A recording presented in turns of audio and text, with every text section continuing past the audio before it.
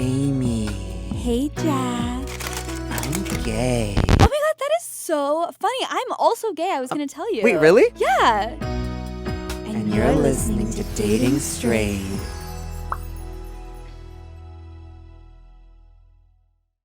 Hey, Amy. Hey, Jack.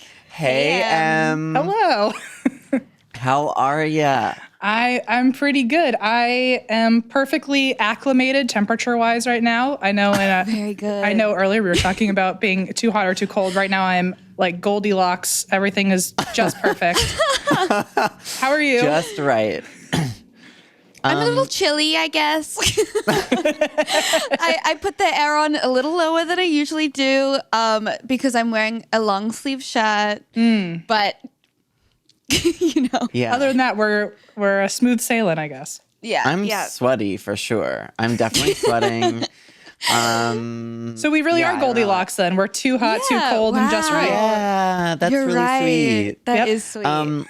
And as Em was saying, we were talking about this a little bit earlier in our pre-show. If you want to go listen to the pre-show, make sure you listen on Spotify, Apple Podcasts, wherever you listen to podcasts, just not on YouTube. Because we make money get off. if you listen instead of watch. I like your transparency there. I understand entirely. Well, people always ask, so like... Yeah, they're like, why tell do you them. care? Yeah, sure. So if you're on YouTube, get the heck off. Kidding. Stay. Please stay. Or do both. Just play them both at the same time. Just press play. 1, 2, 3, go. Oh, your mind, Genius. Em. I know. Yeah. I know. Genius. Also, make sure to... No, please, I want you to say it. No. Okay. I'm not... Okay, please rate, review. Please leave a review. It's so fun for us to read the reviews. Subscribe. Patreon is also popping off. Jack and I just did a whole episode about our shrooms experience on his birthday. Ooh. And it was like so deep and beautiful, the episode, I feel like. So go check it out. We love shrooms on this podcast. Okay, so I want to make it clear. I've never, ever, ever done a single drug at all. But the one that I resent myself on is not trying shrooms. I just had this conversation a couple days ago. You're not dead yet. How about Yeah. that? That's true. I have like a personal value of like not trying anything because my family's a little too into drugs. And so I don't want to find out that I have similar addiction tendencies. So I just don't want to start anything at all. But the one thing I will always regret not trying is going to be shrooms. Well, you could do what my mom says she's always going to do because she's the same way. And she always says, like, on her deathbed, she's just going to do it, like, at the last moment. That's which genius. I think it's a good idea. That's actually not, because you're already going to die. Like, who cares? Yeah, like, what do you have to lose? If you get addicted at the last moment, Right. it doesn't really count. And if it's a really good trip, you won't even see yourself kind of passing on. You're just like, it's just going to be a wonderful bridge into the next part. Okay, that what if sounds a your little trip bit is scary. Bad? Yeah. And I mean, if also, it's a like, do you bad wanna be trip- present? No, maybe not. Maybe I could. I mean, I'm so green to all that stuff. I have no idea what I would even want, but I like the concept of doing it at least near the end. Yeah. as Maybe long like as a it's- week before, something like that. As long as it's not a bad trip, which I know I can't control, but like that would just be the worst. Yeah. Yeah. Well, best of luck. I'll let you know how it goes when I'm 95. Okay, so today we have on Em from the podcast, and that's why we drink. Em, will you introduce yourself? Tell a little bit about what you do on your podcast, and you know. Yeah. So Whatever. I am Em. I am the paranormal part of our paranormal true crime podcast. So usually I tell, I'm pretty lucky on my end of the podcast in that I kind of have a wider range of stories. I'll either talk about ghosts or aliens or cryptids or conspiracy theories, like local lore, really anything that's spooky I cover. Whereas my co-host Christine, she dabbles in the true crime. So serial killers, unsolved mysteries, cold cases, things like that. Very cool. Well, we are so excited to have you here because we have been talking about some ghostly shit I'm excited. on our podcast. it's more so Jack. Jack is really, I don't know, like every week he's getting deeper and deeper into like, we should make this a ghost podcast. And I'm like, oh, okay. Well, like, Welcome. yeah, you do ghost and true crime. We can do ghost and dating. You know, like, why limit ourselves? Oh. I don't know how you're going to tie that see. into a perfect little bow, but I have a hunch you could probably do it. I just don't know the way. I have a hunch it's going to be amazing. You're the one with the formula. I'm just gonna trust you with it. But it sounds like a great idea. I have a hunch that after this episode, thanks to you, we're never going to return to our normally scheduled episodes. So I love to really, shatter expectations and just, I love to make people have to move on in a completely different direction once I'm there. very cool. Before we dive into that, we did want to do our little catch up. We do like a weekly catch up each time. So before we turn to ghosts, let's be self-centered a little bit. Okay. Happily. Amy, do you want to go first? Sure. I was going to say that you should go fast because yours is kind of like ghostly a little. Well, not really. Which is, that's paranormal, isn't it? Yeah. Yeah. Definitely. Yeah. Mine's just like really depressing, I guess. Okay. Well, I will start then. I'll get us in the mood. Sure. So I don't know if you guys have been seeing that these witches have allegedly cast a hex on the moon. I guess a young coven of TikTok decided to hex the moon, and I went on this whole thread about it, and basically there are these gods of the moon. There's Apollo and Artemis, and they hexed it, and so now the gods are mad at us, and that's why shit feels weird right now. And so what was why did it feel weird before this happened? I like to blame that on Mercury always being in retrograde. Yeah, Okay. yeah. I see. Whether or not Yes. it is in retrograde, I just always assume that's the standard whenever It's something's honestly wrong. like always in retrograde as well. It feels like it's a little too frequently in retrograde for me to not Yeah. always wonder if it is or not. So, Yeah. but now also witches are hexing the moon, so now it's just doubly awful. I see. Yeah, it's totally awful. Like it doesn't even have to be retrograde for that to like really shake things up. But so I'm actually going on an upcoming date, socially distanced. Don't worry, everyone. And we have decided that we are going to cast a protection spell on the moon and the sun because we just want to make sure that, at the very least, even if we can't fix it, that the gods are not mad at us. I see. Yes. Yes. So I I'm understand. covering my ass. You're doing what you can for yourself. I understand. Yeah, I will speak on your behalf as well. Thank you. Yeah. Always throw me into the protection area of things. Totally. I did try and read that thread that you sent me, and I honestly couldn't engage with it. I was like, I don't know about this. Why? I haven't been able to totally understand it either because I'm totally not part of that world. So I feel like there were a lot of names of things or maybe deities that I just was not relating to. So I didn't understand I didn't understand the gravity of what was happening. And I also don't even know if I don't understand if it's accurate. Like, I don't know if this is like yeah, where is this thread like getting the info? I wanted Listen, facts. guys, listen. At the very least, I don't want you to be saying this shit in front of me before I do my protection spell. Because even if the moon has not been hexed, what's the problem with giving a little moon love? You know? That's true. That's true. That's true. You're right. Yeah, do it. Thank you. So now, do that. don't question me ever again. Right.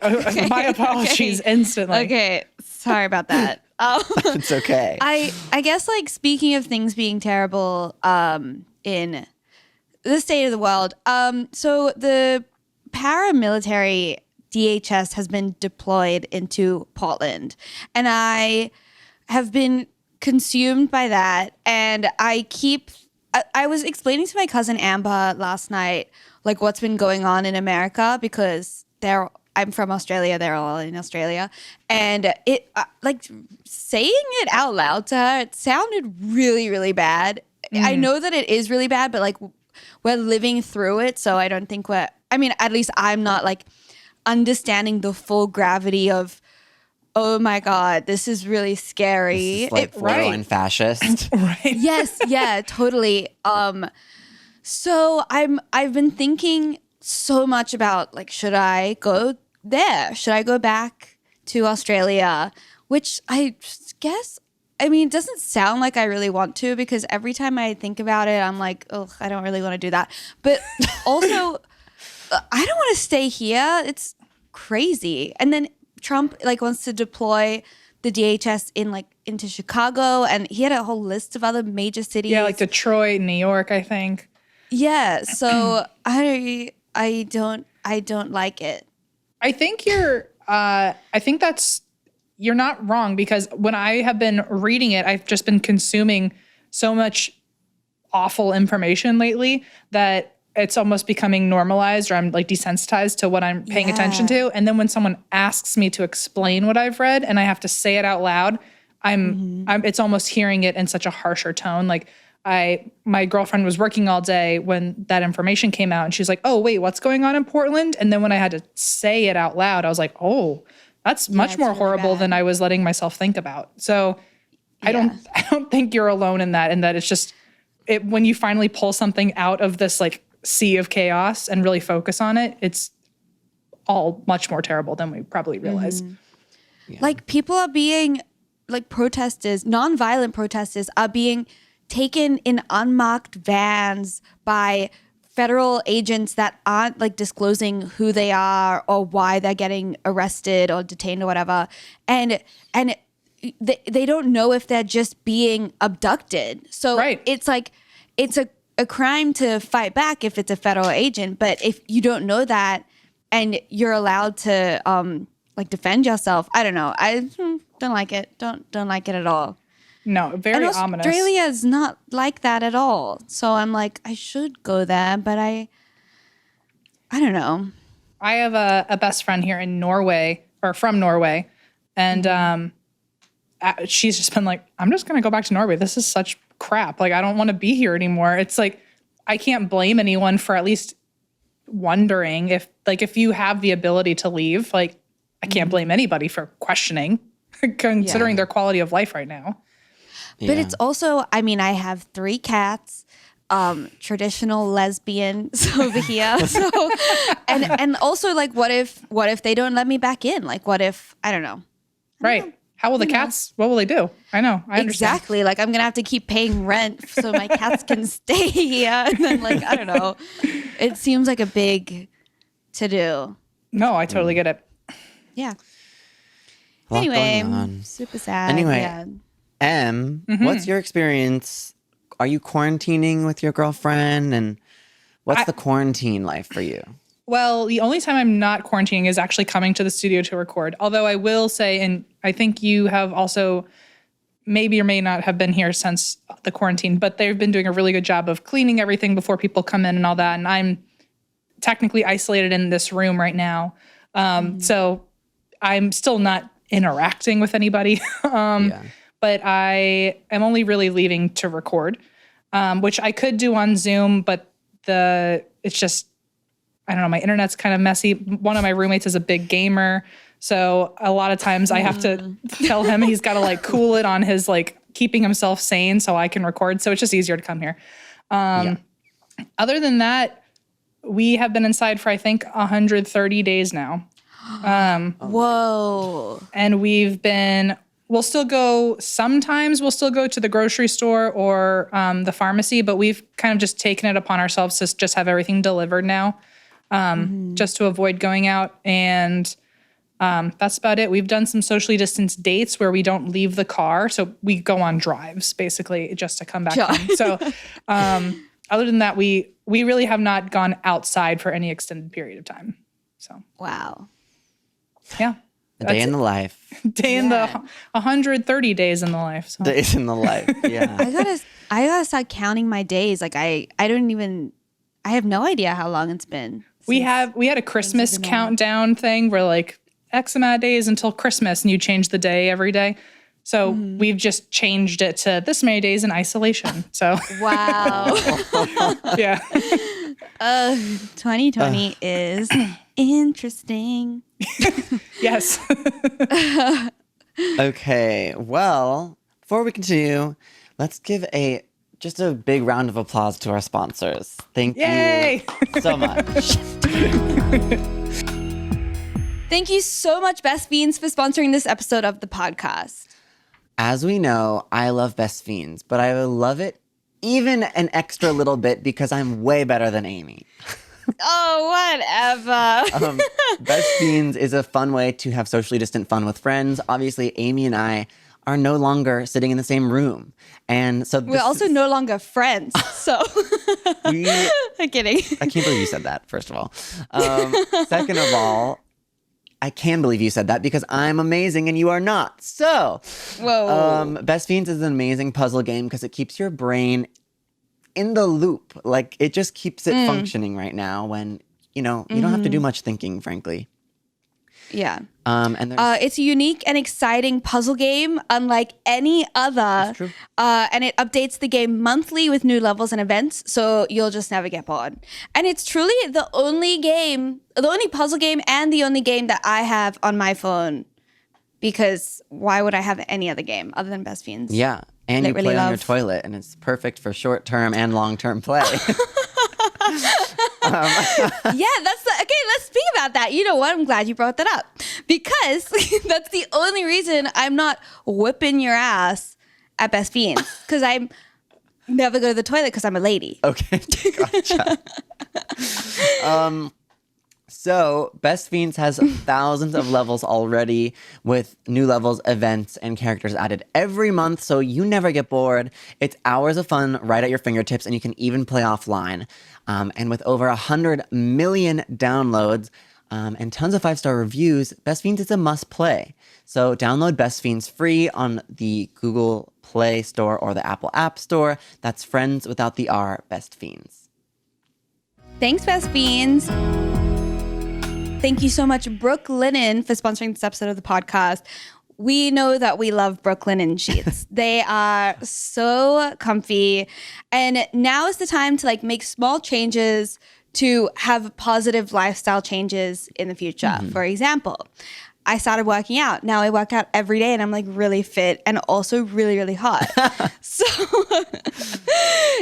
So getting good bedding is a really good way to turn your bed into a retreat. And let me tell you, I have retreated. I spend a lot of time in my bed. Yeah. So Brooke Linen as the internet's favorite sheets, but also they're home to bedding, loungewear, towels, and more, with over 50,000 5-star reviews and counting. So don't even take it from us, but also take it from us, but don't even. Yeah. Yeah, you don't need to, but you can. Brooke Linen is, Amy has said a lot, but I will say more. I freaking So love nice. Brooke Linen. Best sheets I've Yeah. ever had on the real, for real, for real. 100%, I 100%. feel like my net worth is 10 times more than it actually is because I feel luxurious. Yeah, it's keeps me cozy, but then also cool when I need it. They're the only sheets that I will be purchasing, and that's on that. on that love. Yeah, oh my God, we said the same thing. So they've moved beyond the bedroom though. So, get yourself something even a little more special if you want, bathroom and life essentials, like towels, shower curtains, even loungewear. So you don't even feel like you've left your bed when you're on the move. What's better than that? Need that. Need it. And eye masks, robes, furniture, art, totes. They've got it all. They've got something for you. So give your life an upgrade. Just do it. Yeah. So brooklinen.com is the perfect place to start making small changes in your life that make big differences. Brooke Linen is so confident in all their products, in their sheets, comforters, loungewear, towels, that they come with lifetime warranties, literally for your whole life, love. So go on and make yourself comfortable. Get 10% off your first order and free shipping when you use promo code DATING only at brooklinen.com. Brooke Linen, everything you need to live your most comfortable life. Thank you so much, Brooke Linen. Mwah. So, as we mentioned, you host a murder paranormal podcast. That's and true. Jack is very interested in making this that. So, for you, how do you decipher what you believe in versus what you don't really? So first of all, I think one of the things that helps me is that I'm super open-minded. I never was brought up in any particular religion. So I never had anyone telling me I couldn't believe one thing versus the other. So now I've just kind of morphed my own beliefs into one kind of system that I go by, but that doesn't mean that I'm not open-minded to completely changing the rules if someone comes at me with a different point that I've never heard or seen before. So it's constantly changing. So I think that's what keeps me kind of able to always be open-minded to whatever's out there. Like growing up, did you have a lot of paranormal experiences? Oh yeah. I've had experiences at least since I was 4. Wow. That's just as far as memory serves. Before that, who knows? I had my first experience when I was 4 was I've lived in the same house my whole life, at least when I lived in Virginia. And we moved into that house when I was 3 or 4, whatever age the story takes place. It was 3 or 4 when we moved in. And my first night there, my parents wanted me to sleep in my own room just so I wouldn't develop some sort of separation anxiety if they put me in there later. So they were like, okay, that's your room. Go sleep in there now. And in the middle of the night, I was sleeping on the floor because our furniture hadn't gotten there yet. So I was in a sleeping bag on my floor. And I could hear footsteps, like boot steps, walking on the floor next to me. And I was in it was in a very big, empty room. And it wasn't near my parents' room. So even if they were walking around, it wouldn't have been them. I'm an only child, so there weren't other kids running around. And I just heard heavy boot steps walking right past my face all night. And then I heard the sound of someone kneeling down or squatting down. And I felt some, and my eyes were open. I couldn't see anything, but I heard it clear as day. And I felt someone's face staring at me, and I could feel hot breath on me. No. And the worst part is I then lived in that room for like 20 more years, and I experienced that like every night. Like to this day, I remember it so clearly from when I was 4 because it happened every day until I was like 20, 22 or 23. So. Did you like vocalize that to your parents? Did you tell them what had happened? Oh yeah, my mom didn't care at all. She was just like, really? She was like, well, it's not my room. Well, she, No. I think, my dad, so my parents split up. So it was just me and my mom for a long time in that house. And both of my parents were never very, I don't know if they weren't open to it or maybe it freaked them out so much they didn't want to talk about it. But to this day, I can't get my mom to really talk about that kind of stuff. And so when I've mentioned it to her, she's offered like, oh, well, do you want us to like call a priest and like have them bless your room? And I was like, we're Jewish. Like, that's not going to work. And Jewish, by the way, like not really, but kind of. But we were never very religious, so that didn't really make sense. I didn't think it would work. But I've had experiences ever since then, and most of them involve that house in some way. So when it's happened that many times, though, like at a certain point, it must get sort of not scary, maybe not comfortable, but it like, if it happens over and over again, you kind of come to expect it. Do you sort of maintain a relationship with this like spirit that you've grown up with? Yeah. So I got to a point where I just started talking to it, not like having conversations, but I would just kind of address my boundaries. And so I would just be like, look, I don't know how to get rid of you. You clearly don't like me. So, and I would say this out loud pretty much on a weekly basis growing up. And I'd be like, I'm here to stay. Like, there's really nothing you can do about it. You're here to stay. There's nothing I can do about it. So like, I'm going to be over here and respect your space. You're allowed to be in this room. Just please don't get too close to me and respect my space. And we'll just kind of live in some like really chaotic harmony. And so Did that work? It did. Yeah. There was a time period where I actually was dating someone who her whole family was also kind of, they were more in tune with that kind of stuff. And I think maybe they carried around some darker energy with them. This probably sounds very woo-woo to the people who don't believe in this stuff, but I stand by it.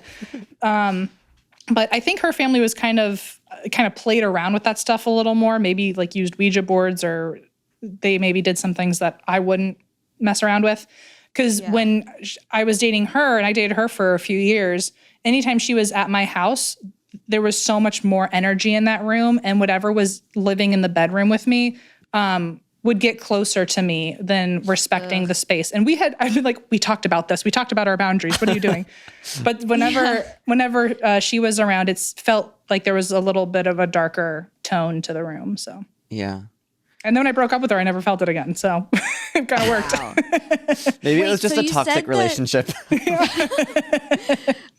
So you said that you knew that the ghost didn't like you. Mm-hmm. Like, what did the ghost do other than just like get in your face? Nothing really, but it was just it's kind of like just being in the room with someone that you know hates you. It doesn't matter if they're alive or dead. You just know that someone's judging you in like the corner of the room. Yeah. So that's how I felt going to bed every night. So that's probably why I have like sleep problems now, because I'm just used to like falling asleep in anxiety. Like, is it going to come near me? But yeah, I just remember every night going to sleep and just feeling someone staring at me with like dagger eyes. Oh my God. That's devastating. Yeah. Really, really bad.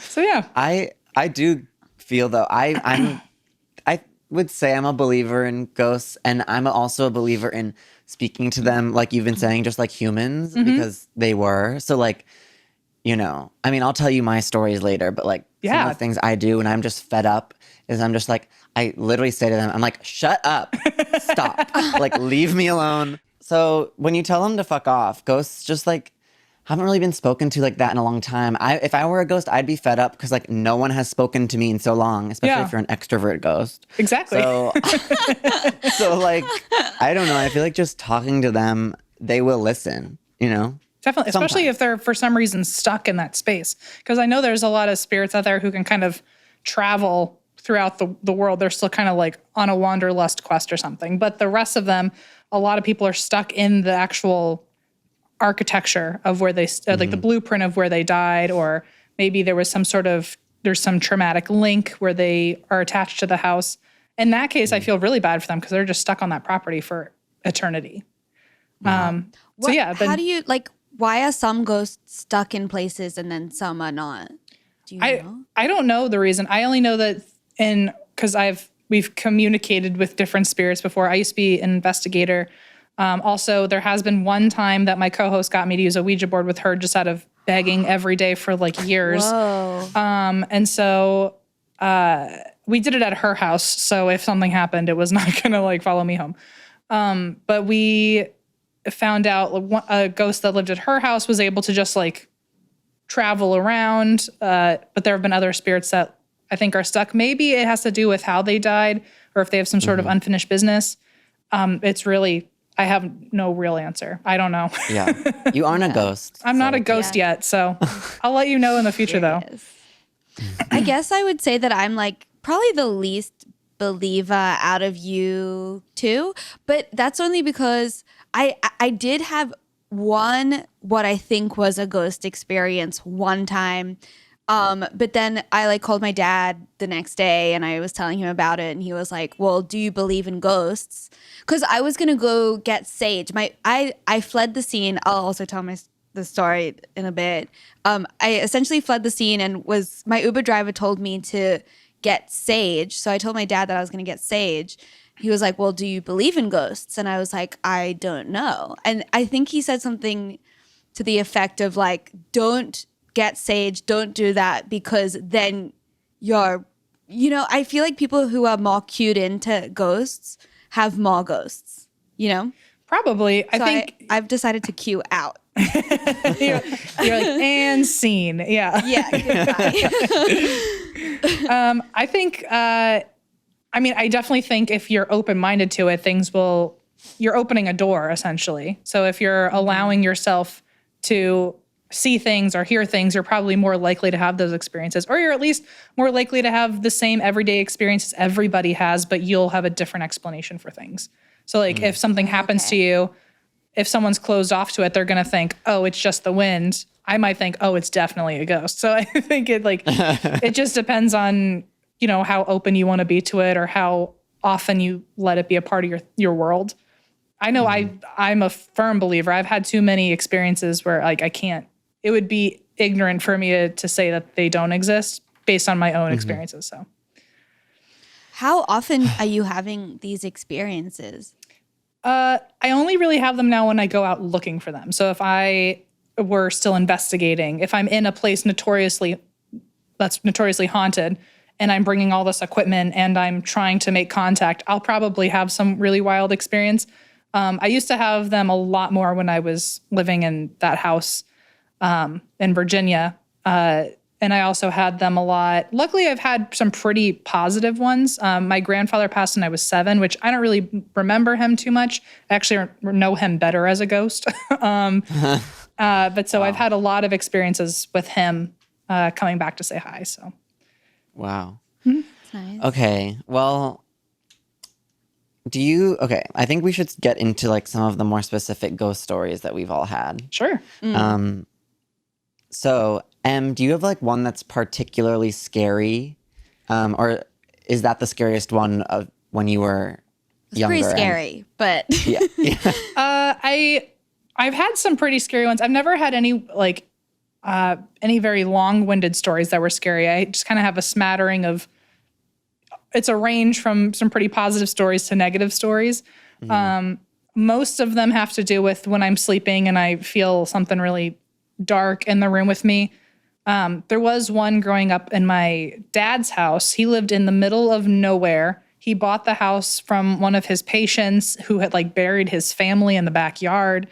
And so there was first mistake. Yeah, there was a bunch of wild stuff. At one point, apparently they had a hat rack and all of the hats flew off of the rack at the same time.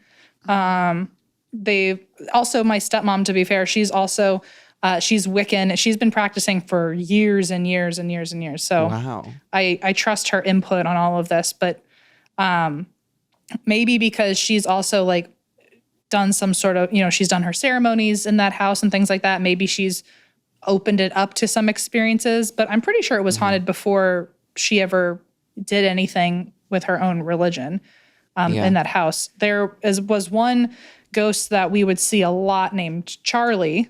I don't know why we named him Charlie. I don't know that story. My stepmom was like, "Oh yeah, that's Charlie," and I went, "Okay." But he was always pretty nice, so we liked him around. Anytime I felt one of the darker energies around, I would like kind of shout out Charlie's name and hope that he would kind of stand in the way and have them back off. But there was the dark feeling that I would have at my dad's house versus my mom's house. At my mom's house, I never saw anything. I could just feel it. At my dad's house, there was one time where I got brave enough to roll out of bed and run to turn the light on, and there was this massive black cloud floating over my bed.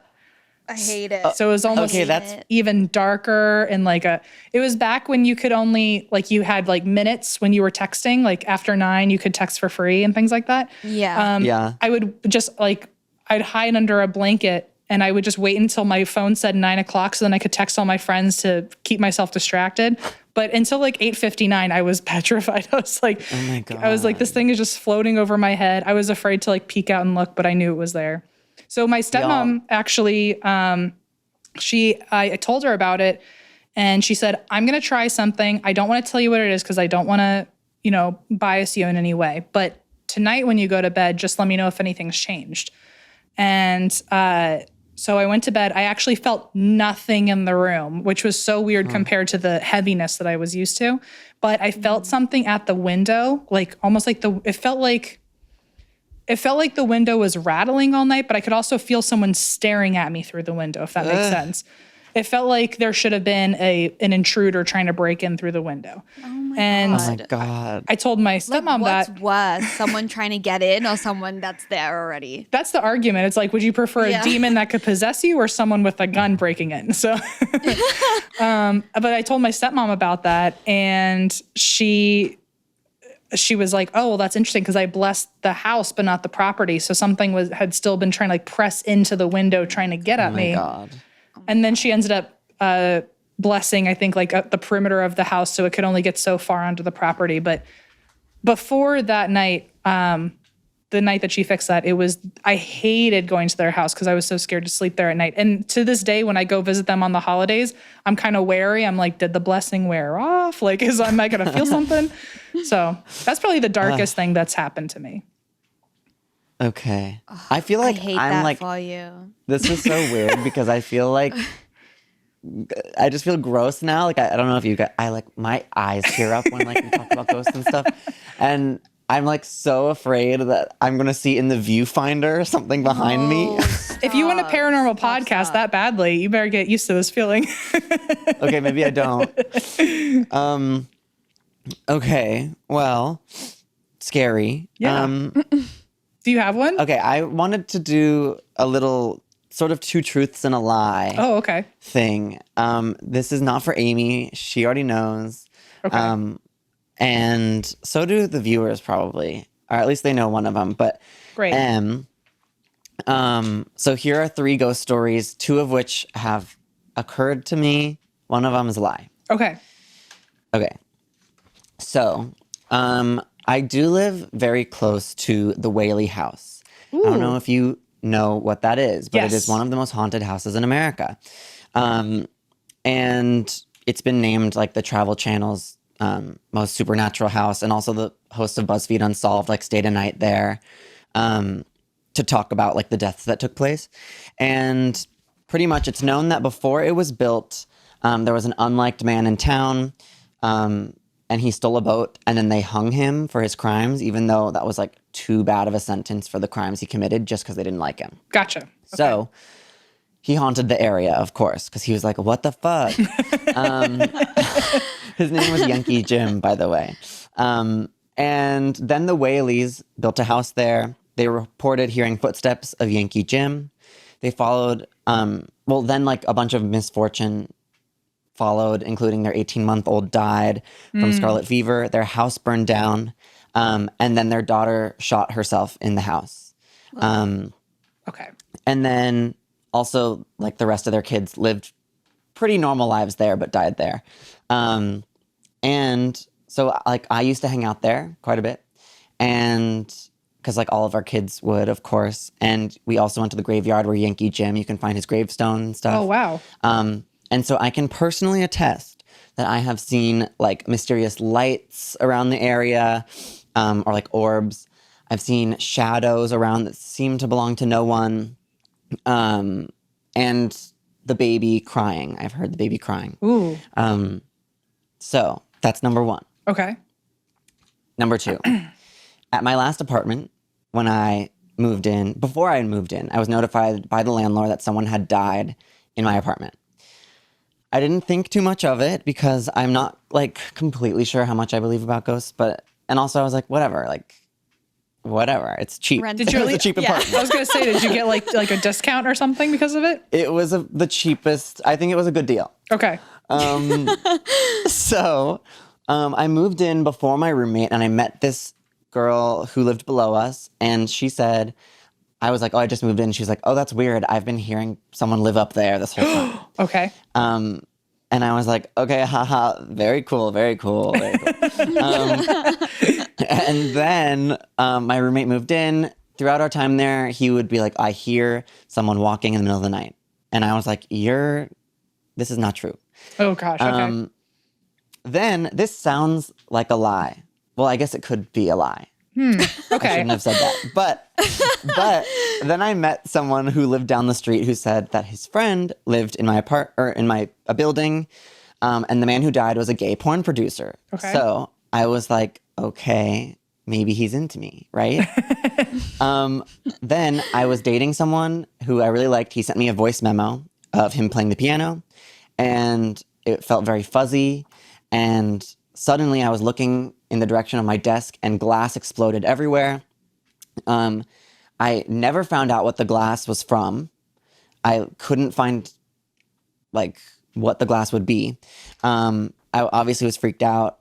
And then my paintings kept falling off the walls, and the glass was breaking in the frames for like the next week. What the hell? And yes, so my theory was that he had a crush on me and didn't like that I was dating someone. I see. Yeah. So Okay. that's the second one. third one. In college, I lived across the street from a graveyard in Boston because Boston's really old. We used a Ouija board, met this girl named Duffy, who is 5 years old. She said she was born in 1906, and when we asked how she died, she said that there was a big wave. We looked it up. There was a huge heat wave in 1911 that killed thousands of people. And yeah. And then later we were like hearing knocking all around our apartment. I said, as a joke, if anyone is there, knock twice. It immediately stopped. They knocked twice. Good we night. screamed. Okay. Yeah. So that's the 3 ghost stories. Well, I appreciate the amount of detail that went into all of them because that really takes away from my process of elimination. Because I would have thought like, oh, the one that like didn't have much information would have been the lie. But all of them are like juicy in their own right. Well, I think the Whaley House is right. I think only because the Whaley House. First of all, that was one of the first episodes, one of the first stories we covered, and my co-host, who is kind of on the fence about whether or not ghosts exist, she actually saw her one and only ghost at the Whaley House. Oh my God. So I believe that it's definitely haunted there. So I'm going to say that one's true. And then for I probably already look stupid. But then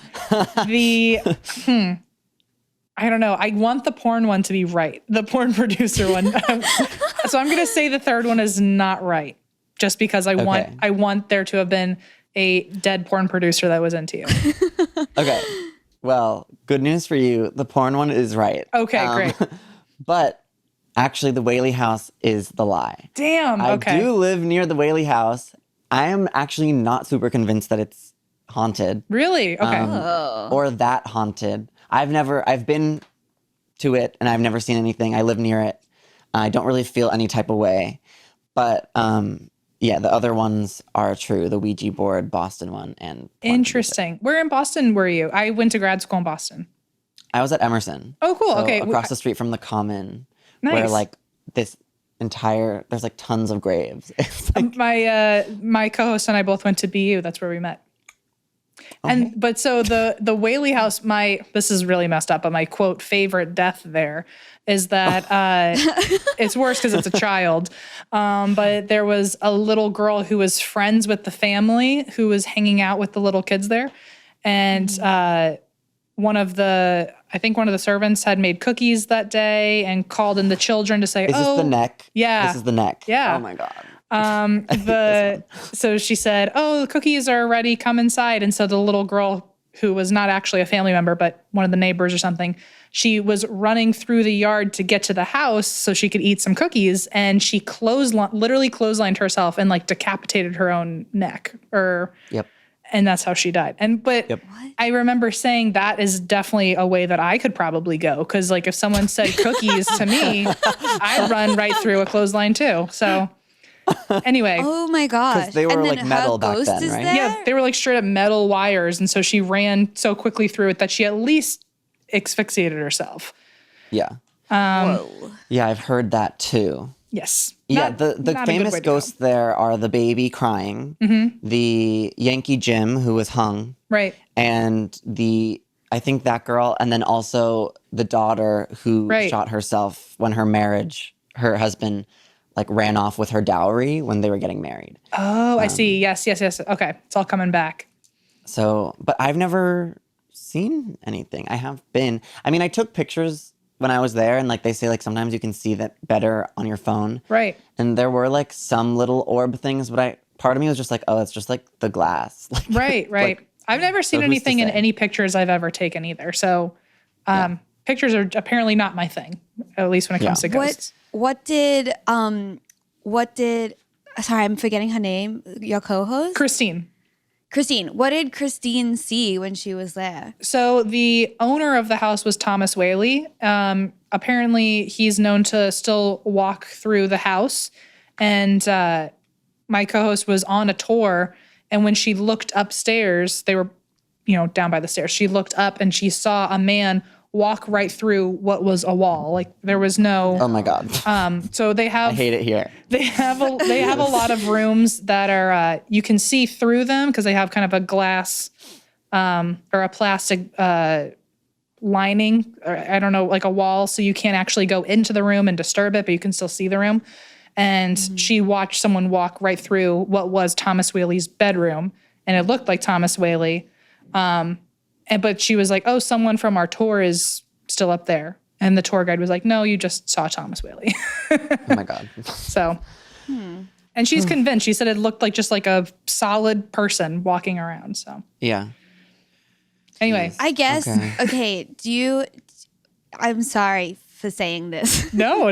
But do you think that like maybe because they know it's an attraction that maybe they would just put like a, what are those things called? Projector of like a person walking into a wall type of vibe? Oh, I don't. Well, I've actually been there too on a separate occasion, and I didn't see any real equipment that could have caused that. Especially it was in bright daylight. Although that's not if I were going to be there to debunk it, I would have wanted to see if there were any mirrors and I saw a reflection or something like that. But it was really just a solid wall and a solid person walking by it. It was very weird. Damn. I'm sweating. Amy, you have your own story that Yeah. I do, but I have it was like 5 years ago, and since then I've been trying to convince myself that it wasn't a ghost experience, that it was just, I don't know. I honestly don't know what could explain it. Okay, so I lived in a studio apartment in Hollywood when I first moved here, and I had some friends over, and we all like left my apartment all together. I remember turning off the light, which also turns off the fan, and we left. So I came back and the light was on and the fan was on. So I was like, interesting, something to note. So I went to the wall and I plugged in my computer, and I remember looking at my plugged in computer, and I went into the bathroom, and then when I came out, it was unplugged, but like I've never had something just fall out of the wall. Right. And it also never happened again. Like that's where I would plug in my computer, and it never just fell out. And it was like too distinct of it. It just like, it didn't, there's no way. So I plugged it back in, and I was like, okay, I'm going to go into the bathroom. And then if I come back out and it's unplugged again, then I need to be worried.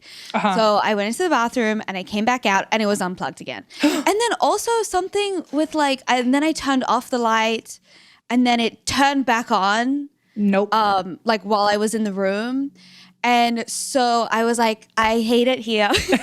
So I immediately, like in my pajamas, I grabbed my stuff and I went downstairs because I was like, because I remember being like, if I will be concerned if this happens one more time. Right. And then it did. So I went downstairs and then I like immediately called an Uber to a friend's house. I was like, Sure. can I come stay there? So I slept there that night, and I went back and it never happened again. Interesting. So, yeah. Well, I also remember, so it was like an Airbnb that it wasn't an Airbnb. It was like I was subletting from someone's house, Got it. like apartment. And she was like, just don't go into the left side of the closet. Which What? I just assumed because she had like, I don't know, like coats and like stuff that she was just storing there. Okay. So that's what I chalked it up to be. I would have instantly thought there was a dead body in there without a question. Oh my God. Well, I did. I mean, when I went back the next day, I did look. I know she told me not to, but I did. And there was like nothing of note in there. It was just some random storage stuff. So scary. I mean, that's scary enough for me. I mean, there's been enough times where I've been in a hotel and I've been like, okay, if XYZ happens, I'm allowed to be freaked out. And like, that's happened so many times. So I know exactly the panic that was probably in your entire soul in that moment. Yeah, for sure. Oh, it's the worst. And also then when you have to return to the room later, it has like such an eerie vibe to it because I know. you like left it abandoned. Yeah.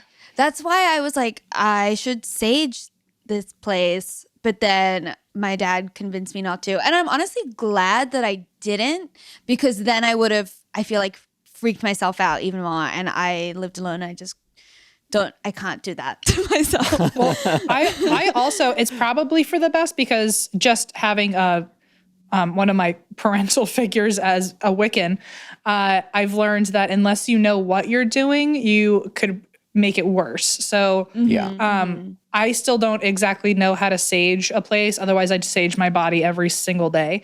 But apparently there's a certain direction. The windows have to be open. You have to say certain things during it. And if you do any of those things wrong, I mean, it's like a formula in a way. And if you do any of those wrong, then instead of closing a portal, you could like be opening it further, or just welcoming darker things in. So it's probably for the best you didn't mess with it. Even I'm afraid to mess with it. So unless honestly, like I have sage now just because I've lived in LA for this long. Right. But I'm not doing it. I'm just like, I want good vibes, y'all. So like, I don't even know if I really believe in it. So I hope I haven't opened any dark portals. If I ever have to use it, I will call my mom or my stepmom on speakerphone and be like, tell me word for word, like I'm a 5-year-old, exactly what I need to do. Because I'm so terrified I'm going to make things worse. So probably for the best that everyone's just kind of blissful in that. Yeah. Yeah. Have you ever done something that like accidentally made it worse? I don't think so. It's interesting because a lot of people think since I've done investigating or I have all these experiences that I must be some sort of expert in this field. But I'm just for someone who investigated, I never tried to provoke anything. I was kind of, funnily enough, the person who was on the investigation team and was like praying I wouldn't see something. So I don't think I've ever done anything that really upset any spirits, usually because when I am making contact with them, I'm apologizing the whole time. So I'm like, I'm sorry. Sure, very polite. Yeah. I'm like, please don't possess me. God, did you watch the show Medium? Because is that your life? I never watched Medium, but I did watch, I've watched Ghost Adventures a lot, which we actually talk about on the show, which he is the exact opposite of my way of investigating. I think like Zach Bagans' version of a good investigation is TV ratings. And so if he's screaming at the ghosts and maybe he gets a reaction or maybe he gets a cool story out of it, then that's worth it for him. But if we had a TV show, it would be us like in a corner wishing that we didn't get locked in. So it'd be like, I'm sorry the whole time. It's got to be better. Yeah. Should we get into some? We asked for like people's ghost stories, so we wanted to get your 2 cents. Okay, so first one is, I need your opinion on this because my friends and I have debated this for a while. Banging in a graveyard, hot or disturbing? I wouldn't do it. I would say it depends on where in the graveyard you are. Because if you're on someone's actual grave and doing it on someone's body, then that's a big no-no. Yeah. I think it probably is no different than doing it anywhere else in public, where it's just like kind of the fear of getting caught. But you're already kind of doing it in a yard full of people. They just happen to be dead. So I don't know. I wouldn't ever do that, but to each his own. I'm not going to judge. I think it can be both hot and disturbing. You know, like disturbingly so hot. Because you're like, what if this is the thing? What if this is the thing that like ruins our lives? But like right now, let's just not think about it. Yeah, if you get cursed later, hopefully you had like a wild ride at least on the way there. Yeah. So. Okay, Jack, do you want to read the next one? Sure. Okay. Not me, but a ghost encounter that my mom had. Back in the early 90s, my mom, dad, and uncle were traveling and stopped in some old sketchy hotel for the night. My mom started seeing weird things happening in the room. One thing that stuck out to her was that the lamp kept turning on and off, but nobody was doing anything. Thinking it was just the light bulb, she unplugged it, but it kept turning on and off. Eventually, it stopped and they went to bed. During the middle of the night while she was sleeping, she started feeling like she couldn't breathe. Then she woke up. As soon as she opened her eyes, the feeling got a lot worse. She physically felt like there were hands around her neck trying to strangle her. Thankfully, it stopped shortly after. She couldn't sleep the rest of the night. When they were checking out, she told the worker at the desk what had happened, and with a dead stare, the worker said, "Yeah, that tends to happen here." Since that day, she refuses to stay in any hotel that isn't a big name one. Right. She also is all about saging bad energies and putting good karma into the world. Thankful she survived. That's See, awful. this is why I don't want to believe in ghosts. Oh, I because think I there's- don't want anything like that. There's so many, like, I don't know if side effects is the right word, but there's definitely a pros and a con to believing, because then you kind of like maybe let that stuff seep into your life a little easier. But I think that sounds like it could either be a ghost or sleep paralysis.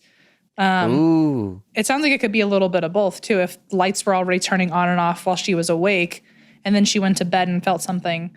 But I mean, if it's happening regularly enough that the clerks know about it, then maybe it was just a really violent ghost, in which case I don't know why you wouldn't want to bring someone in to bless the hotel. That sounds pretty terrible. Yeah. If I I just have a if I knew side that note. yeah. Side note. My dog just walked in here and I'm spooked. I thought I heard someone coming in and I was like, and it was just my dog. You heard click clack and it was a demon. Oh God. No, I would think if it were if I knew that was a thing that happened regularly at a hotel, I absolutely would not stay at that hotel. So, no, it's a firm pass for me. Yeah, write a Yeah. Yelp review. Right. Oh yeah. And do Okay. you want to read the third one? Me? Sure. So this one is titled "Hello, Amy, Jack, and Guest," which I am famously known for on this show. Okay. So before I was born, my dad used to spend a lot of time with my then little cousin and treat him as a son, since my cousin's dad wasn't as present in his life. My dad died in 2001, the year I was born. My cousin felt a lot and told my mom back then that he literally saw my dad's ghost a couple times, some days after his death, and thought he was going crazy. 2 years ago, my cousin was about to get married and came to my house to hand us his wedding invitation, and there was a picture of my dad on the living room wall. He pointed to the photo to show his wife how my dad looked, and the glass over the picture suddenly exploded. Aha. No one even touched the photo. He just approached and pointed it out to show her, and that happened. Also, the noise of the glass breaking was louder than it should have, given the size of the photo. We really believe it was some kind of sign or whatever. It still scares me. Wow, that's pretty powerful. Yeah. Yikes. Also, that sounds a lot like your story where the glass exploded in your house, right? Yes, that is what happened. I mean, I don't know. I kind of feel like sometimes even ghosts that aren't inherently, bad, if they have a big reaction, I don't even know if it has to be a bad reaction, but like if they just start feeling some type of way, they just accidentally cause something to shift in the physical world. Right. Like so much energy, just kind of a burst or something. Right. I actually had that same thing happen with my grandfather that I told you about. When the first time I saw him as a ghost, he passed away when I was 7, and a couple of weeks afterwards, he showed up and he was sitting on the bed while I was sleeping, and I woke up and he was just sitting there smiling. And then I went to bed and he was gone. But apparently that week, a lot of people in my family all had different weird experiences of him showing up. So we assumed that was his way of saying goodbye. But it's interesting that it sounds like this dad or this father figure said goodbye, but still remained around and watched him kind of grow up. That's pretty cool. So when your grandpa was sitting on the edge of your bed, did that scare you or comfort you? So, well, the way that I have understood it is that if a spirit is good and they don't mean any harm, they have some sort of, I don't want to call it a power or anything like that, but they have this tendency to kind of put this feeling of safety or peace around you so that you don't feel fear. There have been a lot of times where I've experienced things and I didn't even realize I was seeing a ghost or interacting with a ghost until it was over. And then all of a sudden this like weird shield of safetyness or peace left. So, and I felt that when he was there, where I didn't even realize it was really going on. until later I was like, oh, that guy's dead. Why was he on my bed last night? So I like to think if it's a good spirit, you actually won't really feel anything. You'll just kind of not be, they take away your ability to feel fear because they don't want to approach you with that. Then again, there's the darker ones who like for some reason don't even try to trick you into that. They just want you to feel the fear. So. Oh, brother. Okay. Amy, Yeah. You want to do the next one? I would actually like to save these, Jack, for another episode. Okay. Is that possible? Yeah. So we are shifting to a supernatural Apparently. future. Honestly, like, I mean, this has been at least a really entertaining episode for me. Just like as someone who doesn't really talk about or think about, I mean, like even growing up, no one ever told me about their ghost experiences until I like moved here. And it seems like everyone has had one. So, Em, thank you so much. You're welcome. For, making ghosts exciting. I like scary movies. So I've just like closed myself off to believing that it's real. So I don't freak myself out. Well, thank you for I'm having also me. very entertained, but I'm scared entertained. Yes, exactly. It's I'm trying to think of a clever pun for that. I can't even think of it. I was trying to think of something clever to say, but it didn't work. Okay, cool. And where can the people find you? Where can they listen to your podcast?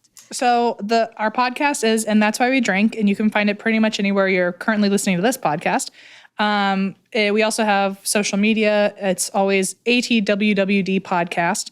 We also have a Patreon with the same handle. And then my personal socials are all Em Schulz. So. Awesome. Yeah. There you Thank have you so it. much. Yeah. And thanks for listening. I'm Amy ORDMAN. I'm Jack Dodge, and this is Ghosting Straight. See you next Tuesday. Broken-hearted lovers, you can help